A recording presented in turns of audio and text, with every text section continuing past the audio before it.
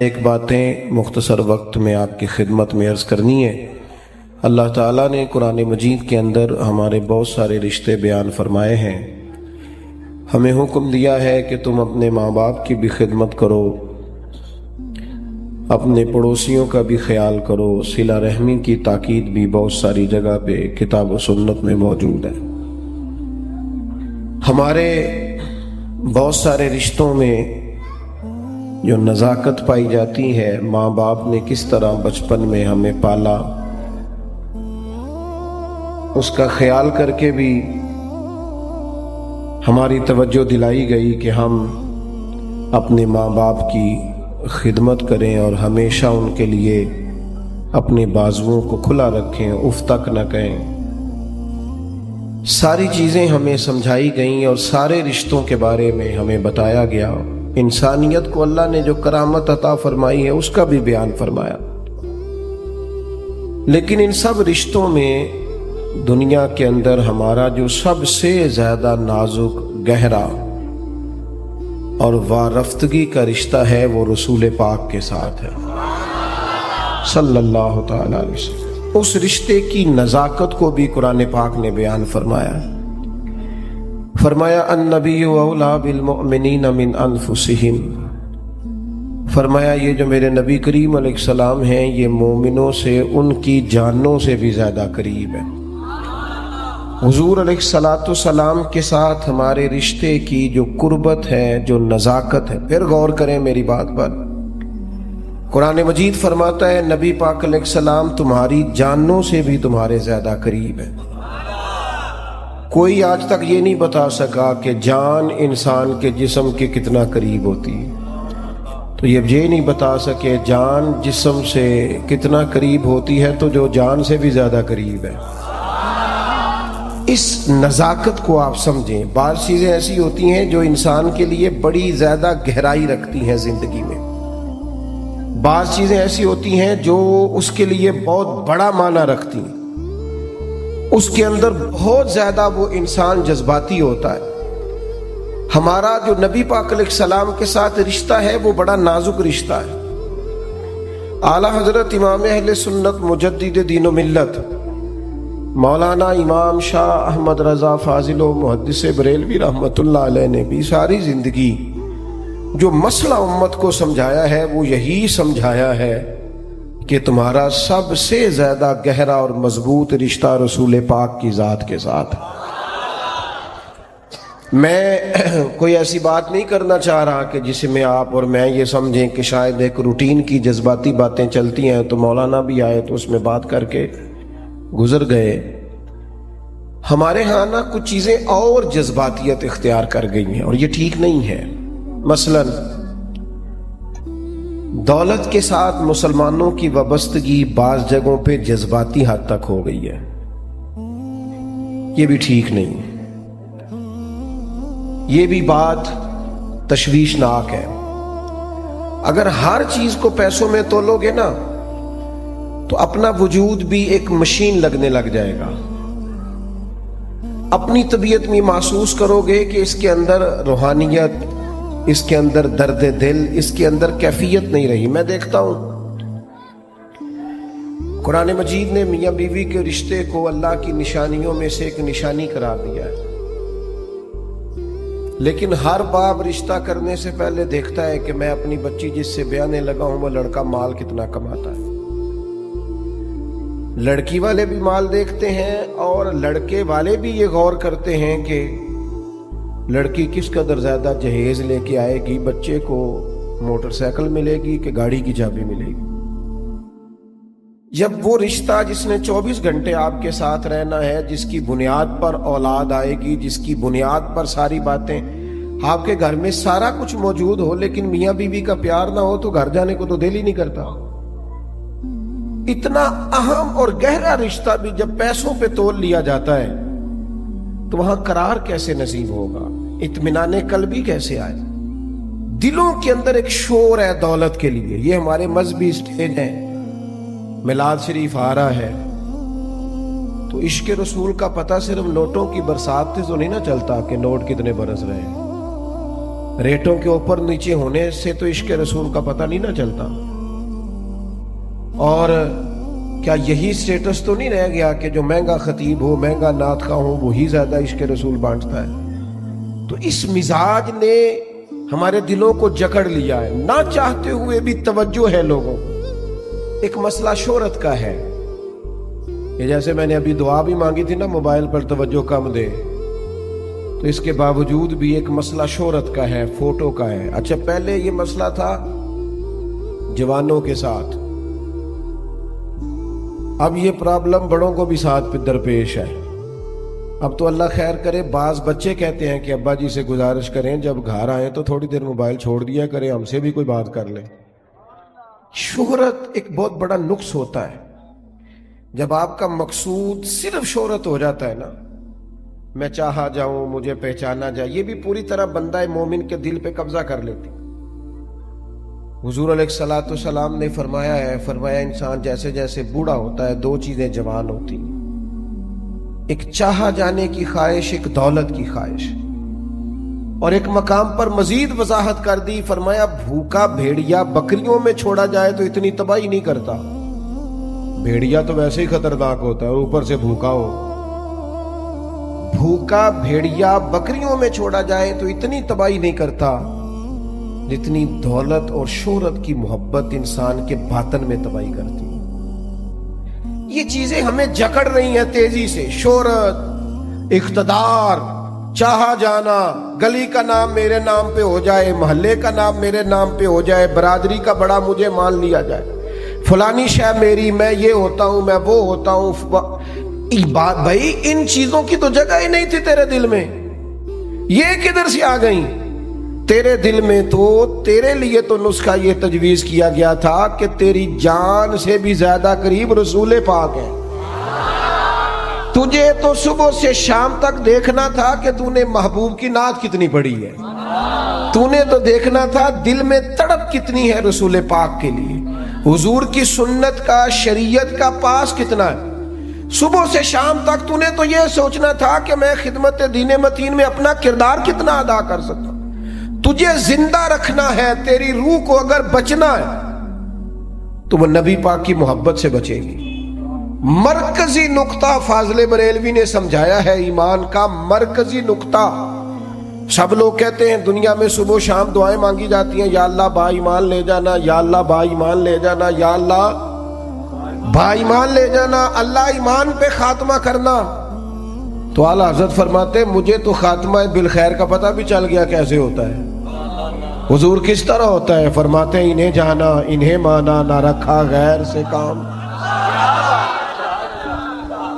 उस पर एक नतीजा मुरतब हुआ है, वो भी अगले मिसरे में बयान करते हैं। फरमाते हैं कि इन्हें जाना और इन्हें माना, फिर न रखा गैर से काम, तो नतीजा क्या निकला? लिल्लाहिल हम्द, मैं दुनिया से मुसलमान गया। फिर शुक्र है अल्लाह का, मेरा ईमान सलामत रहा। हम अगर अपने दिल को इस मोहब्बत में ले आएंगे ना मेरे भाई, तो फिर न रखा गैर से काम। मैं आपको यकीन से बताता हूं, ये बस कर दें जी ड्रोन श्रोन, हमारा क्या लेना देना इन चक्रों से। अल्लाह हमको जज़ाए खैर अता फरमाए।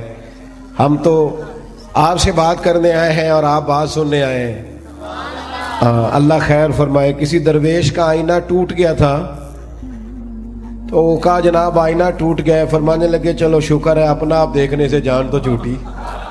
वरना अपना आप ही देखते रहते थे। घर से आईना देखना बुरी बात नहीं, लेकिन सिर्फ अपना आप ही देखते रहना और हर वक्त देखते रहना। खुदा मुझे ऐसी खुदाई ना दे कि अपने सिवा कुछ दिखाई ना दे। ये भी कोई इतना ठीक मसला नहीं। आप गौर फरमाए, क्या अर्ज करना चाहता हूं आपकी खिदमत में मेरे अजीज। एक तो अगर मैं बड़ी समझदारी से और बड़े गौर से और बड़ी तवज्जो से आपको ये बात समझाना चाहता हूं कि अगर हुजूर से प्यार करोगे ना, तो ये जितनी दौलतों की और शोहरतों की मोहब्बत दिल में आती है, ये खुद ब खुद निकल जाएगी, खुद ब खुद निकल जाएगी, आसानी हो जाएगी, जीना आसान हो जाएगा। दूसरी बात आपकी खिदमत में अर्ज करूं, हम ना ताजा दम नहीं रहते, हम परेशान रहते हैं, हम बोर होते हैं। ہماری طبیعتیں بعض اوقات جلد بازی کرتی ہیں، ہم بعض اوقات الجھ جاتے ہیں، قرار تلاش کرتے ہیں۔ اس قرار کو تلاش کرنے کے لیے پھر بعض لوگ الٹی سیدھی موویز دیکھتے ہیں۔ بعض لوگوں کا خیال ہے کہ شاید میں کوئی لطیفہ سنوں گا تو معاملہ ٹھیک، اور پھر اس کا نتیجہ بھی نکلا ہے لطیفے سننے کا۔ اب لطیفے سنانا بھی اتنا بڑا کام ہو گیا ہے کہ مولوی ہے پگڑی داڑھی والا، لیکن اس کے نام کے نیچے لکھا فنی مولوی۔ خدا کے بندے، یہ سنجیدہ اسٹیج ہے، دیندار لوگوں کا کرنے کا کام ہے، آپ کیا کر رہے ہیں؟ مولوی بھی فنی ہوتا ہے، 6 معنی دار ہے، کیونکہ ہمارا مزاج تھا ہر چیز شغل میلہ، ہر چیز ہنسنا الجھنا۔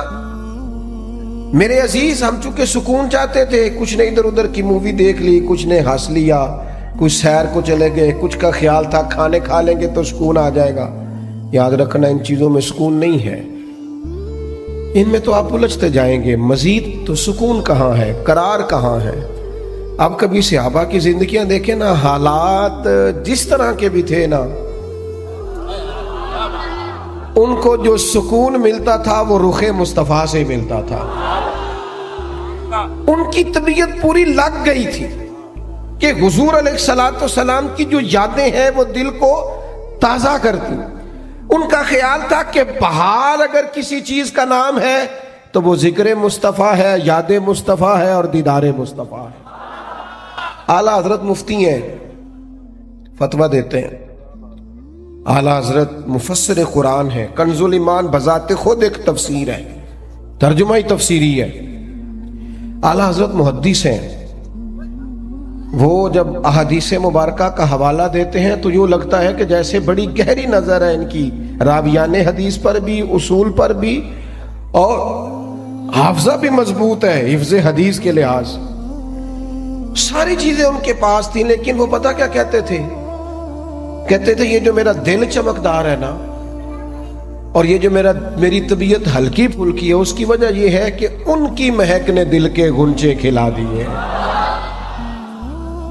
یہ میں نہیں آپ کو تقریر سنا رہا، میں تو جذبات کا اظہار کر رہا ہوں۔ ان کی مہک نے دل کے غنچے کھلا دیے ہیں۔ تو کیوں غنچے کھلا دیے؟ کہتے میرے نبی کا کمال یہ ہے کہ وہ جس راہ چل دیے ہیں کوچے بسا دیے، وہ جس راہ بھی چل دیے ہیں کوچے، حضور پر تھوڑا گزر جائے تو کام ہو جاتا ہے۔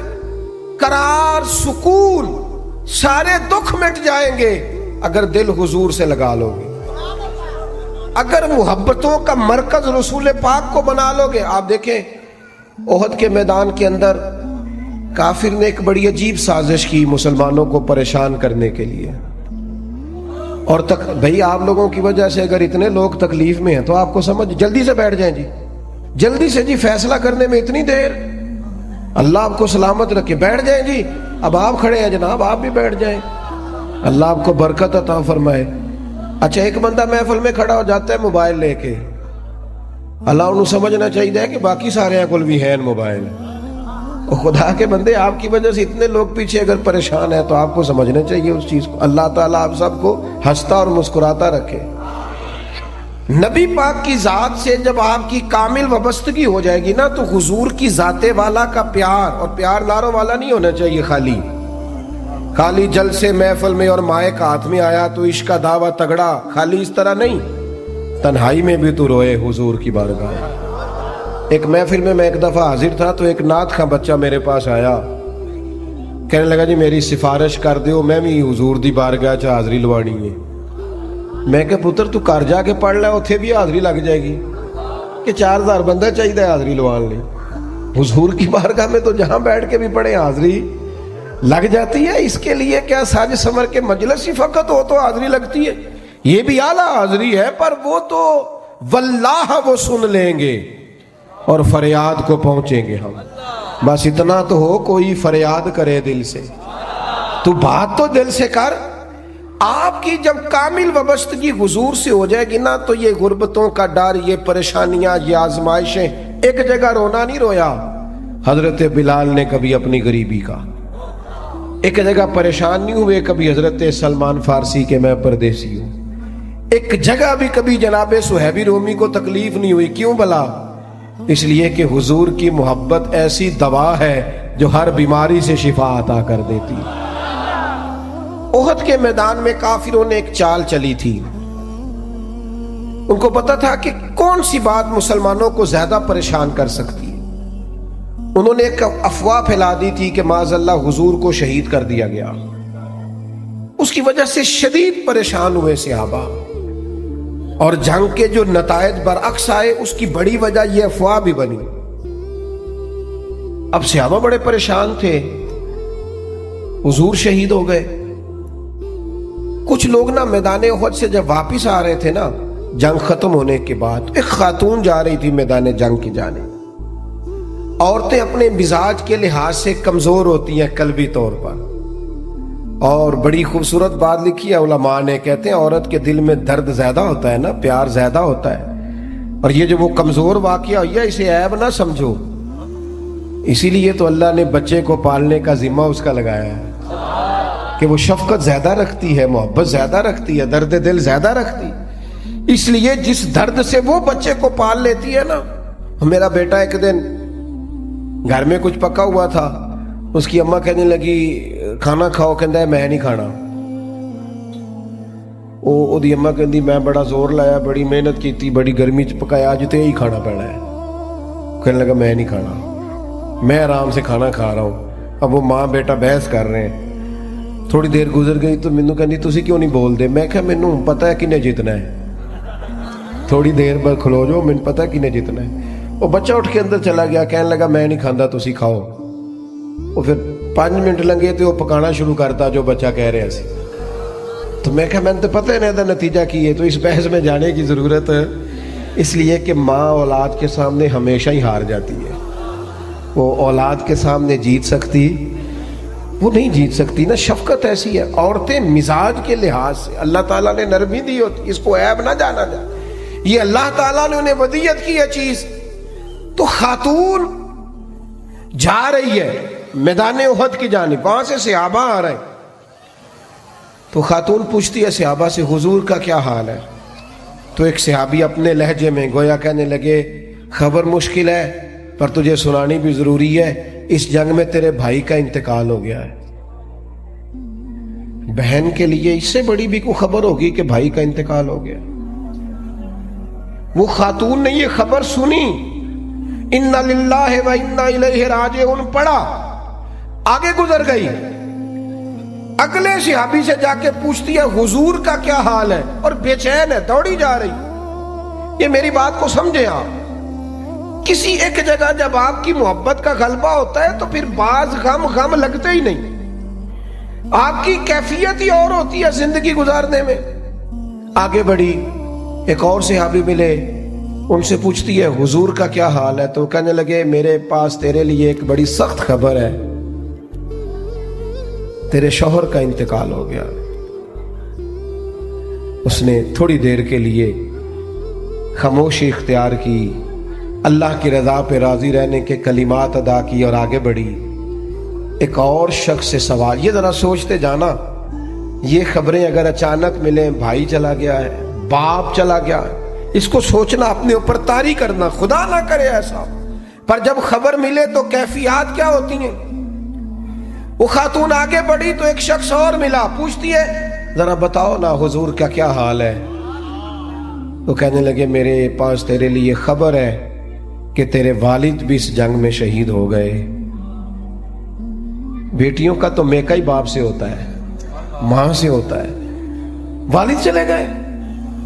تھوڑی دیر کے لیے گردن جھکی، کلمات ادا کی،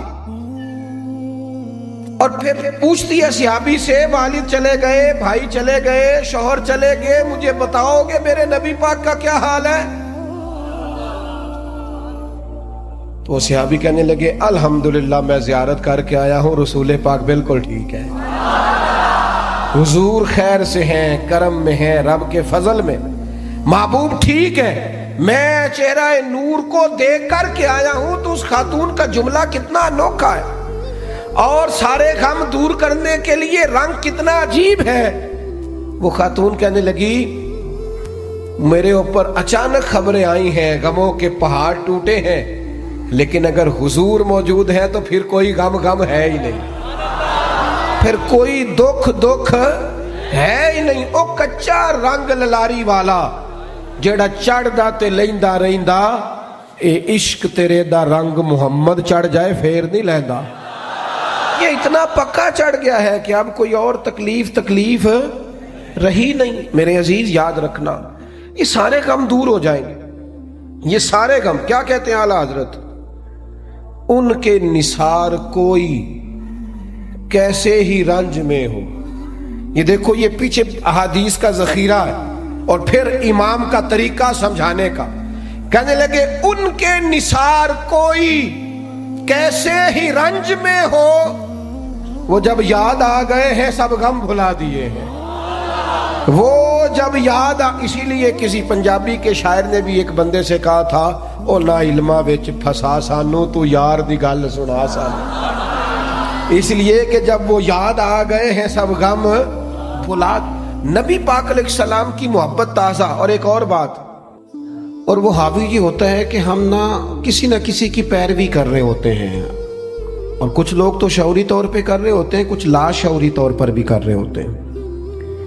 ہم کسی نہ کسی شخص کے نقش قدم چل رہے ہوتے ہیں، بلکہ ہماری زبانوں پر ڈھیر سارے لفظ ایسے ہوتے ہیں جو ہمارے ذاتی نہیں ہوتے، وہ ہمارے کانوں میں کبھی ٹکرائے اور ٹھہر گئے، پھر وہ ہماری زبان پر جاری ہو گئے۔ ہم شعوری اور لا شعوری طور پر کسی کے، یہ جو لوگ بالکل باغیانہ گفتگو کرتے ہیں نا اپنے ماحول سے، سخت بغاوت کی، ان لوگوں نے بھی کسی ایسے شخص کی صحبت اٹھائی ہوتی ہے جس کا مزاج یہ نہیں ہوتا۔ یہ جو لوگ بہت زیادہ زندگی میں شکوے پیدا کر لیتے ہیں، اور شکوہ جو ہوتا ہے یہ بندے کو بے چین رکھتا ہے، شکر جو ہوتا ہے یہ بندے کو سکون میں رکھتا ہے۔ خدا جانے بلندی ہے کہ پستی پر جہاں میں ہوں وہاں کوئی نہیں ہے۔ انسان جب مقام شکر پہ آتا ہے تو اطمینان قلبی اسے حاصل ہوتی ہے، اللہ کی نعمتوں کو یاد کرتا ہے، اس کی زندگی اور طرح کی ہو جاتی۔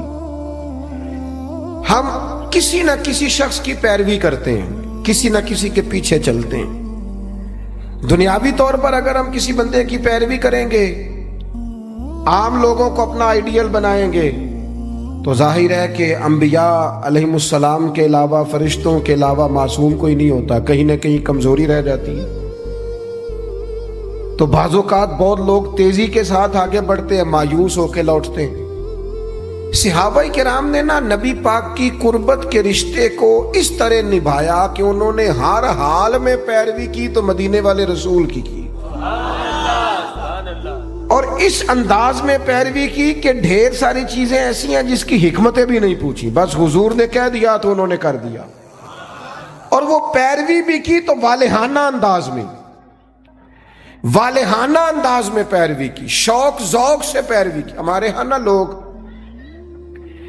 عمل کرنے کے معاملے میں، دین پر عمل کرنے کے معاملے میں رخصتیں تلاش کرتے ہیں، گنجائشیں ڈھونڈتے ہیں، حیل و حجت سے کام لیتے ہیں، بہانے کرتے ہیں، تاریخیں دیتے ہیں، بس میں عمرہ کر رہا ہوں اس کے بعد میں نیک ہی ہوں، یہ بات 2 بچے رہ گئے ہیں شادی کر لوں پھر اس کے بعد انشاءاللہ میں مسجد میں ہی ہوں۔ تو دین تو آپ کو یہ کہتا ہی نہیں آپ سارا دن مسجد میں بیٹھے، دین تو کہتا ہے 5 وقتہ جماعت کے ٹائم ضرور آ جایا کرو۔ ہم بہانے کرتے ہیں، اور بہت سارے لوگ ایسے ہیں۔ میلاد منانے کا سب سے بہترین وقت پتہ کیا ہوتا ہے؟ جب آپ کے بچی اور بچے کی شادی ہوتی ہے، گھر میں خوشی کا ٹائم ہوتا ہے نا، اس وقت رب رسولوں کے جو دشمن ہیں ان کی ثقافت گھر میں آ گئی تو پھر آپ نے سمجھا نہیں دین کے مزاج کو۔ میں تو دیندار مانتا ہی اس بندے کو ہوں کہ جب اس کے گھر میں شادی ہو تو پھر پتہ چلتا ہے کتنا دیندار ہے۔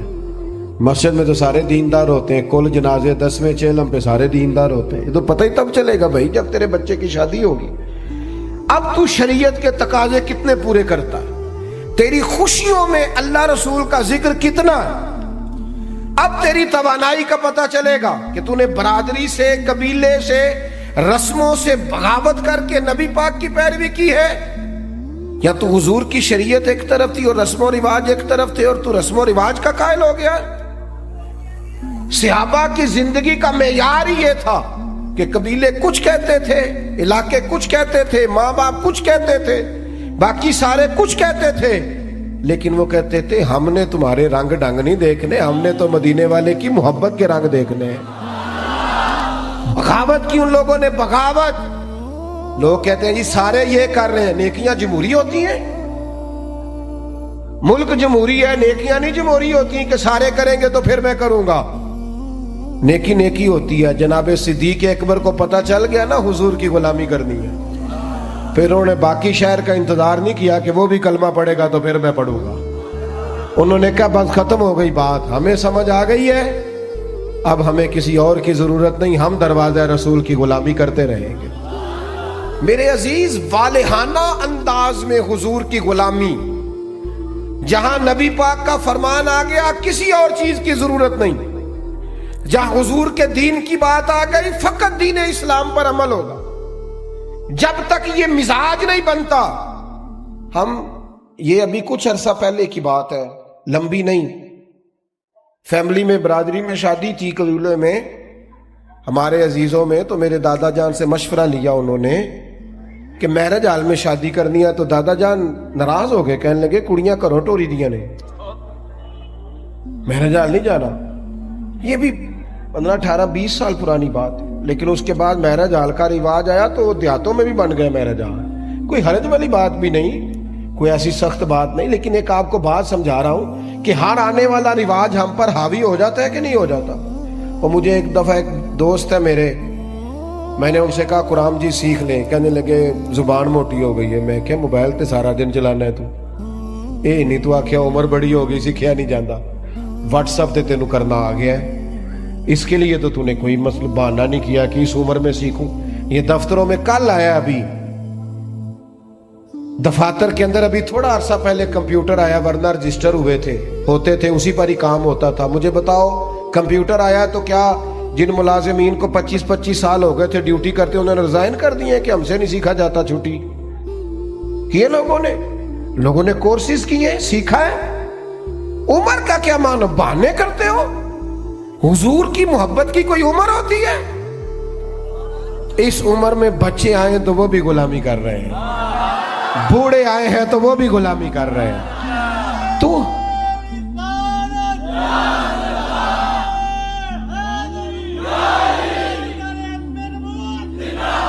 نبی پاک کی بات ماننی ہے تو والہانہ انداز میں ماننی ہے اور مزہ لے کے ماننی ہے, اور کہنا ہے میرے لیے کوئی حرف آخر ہے تو ذات مصطفیٰ ہے. حضور جمعے کا خطبہ دے رہے تھے تو ایک شخص کھڑے ہو گئے, تو نبی کریم نے نا جمعہ پڑھاتے پڑھاتے فرمایا بیٹھ جاؤ. ایک بندے سے کہا تھا, نام نہیں لیا, اور حضور کا طریقہ تھا کبھی بھی سمجھاتے نا تو بائی نیم بات نہیں کرتے, مطلق لوگوں کو کیا ہو گیا بیٹھ جاؤ. اس ایک بندے سے کہا تھا بیٹھ جاؤ. ایک ذرا اس کونے میں تھے, مسجد کی گلی میں تھے, ان کے کانوں میں آواز گئی بیٹھ جاؤ, وہ وہیں بیٹھ گئے. ایک بنو غنم میں قبیلے میں تھے, ان کے کان میں آواز گئی بیٹھ جاؤ. انہوں نے ساتھ والے سے پوچھا نہیں کہ آپ کو تو نہیں کہا, کس کو کہا جا رہا, کانوں میں آواز گئی بیٹھ جاؤ, تو جہاں کوئی تھا وہ وہیں بیٹھ گیا. نماز کے بعد محبوب نے پوچھا آپ کہاں تھے, آپ کہاں تھے, آپ حضور آواز آئی تھی بیٹھ گیا, بیٹھ گیا, بیٹھ گیا. جس کے کانوں میں آواز آئی وہ بیٹھ گیا. تو کریم فرمانے لگے نہ آپ سے کہا, نہ آپ سے کہا, نہ میں نے تو ان سے کہا تھا. عرض کی حضور آپ نے نام تو نہیں نہ لیا, ہم نے نہ کبھی قطرے پہ غور کیا اور نہ دریا دیکھا, بس جہاں تیری جھلک دیکھی وہیں ڈوب گئے. اور سانو قید سجن دا گہنا ہے, او جینج رکھے اونج رہنا ہے. میں کہا بیٹھ جاؤ, لہذا بیٹھ گئے. بہانے بازی کرتے ہیں. ایک نوجوان سے میں نے کہا داڑھی رکھ لو, وہ کہنے لگا آپ دعا کریں. میں نے کہا روٹی بھی میری دعا سے ہی کھانا شام کو. دعا اس کے لیے آپ دعا کرا رہے ہیں بھئی, تو حضور سے پیار کرتا ہے اور یہ میرے نبی پاک کی میرا دل کرتا ہے. آپ اتنے سارے آئے ہیں. کہا یکم ربیع الاول کے بعد جوان داڑھی نہ مڑائیں, اور کوئی پوچھے کہ داڑھی رکھ لی ہے, کوئی یہ میلاد پہ رکھی ہے, یہ میں نے میلاد منایا ہے اپنے نبی پاک کا. میرا دل کرتا ہے خاتون پردہ شروع کر لے اور یکم ربیع الاول سے برقع اوڑھ لے, بلا ضرورت بلا مجبوری گھر سے نکلنا چھوڑ دے. اور جب کوئی اس سے کہے کہ آپ نے تو ماشاءاللہ پردہ شروع کیا تو کہے وہ حضور کا میلاد آیا نا. اللہ کرے اس سال لوگ کہیں کہ میں نے میلاد پہ کہا تھا آج کے بعد سچ بولنا ہے اس لیے کہ سچے نبی کا میلاد آیا. اللہ کرے ذہن بن جائے آج کے بعد دیانتدار رہنا ہے اس لیے کہ میرے نبی کا سب سے پہلے لوگوں کو تعارف ہی یہ ہوا تھا کہ سچ بولتے ہیں دیانتداری کرتے ہیں.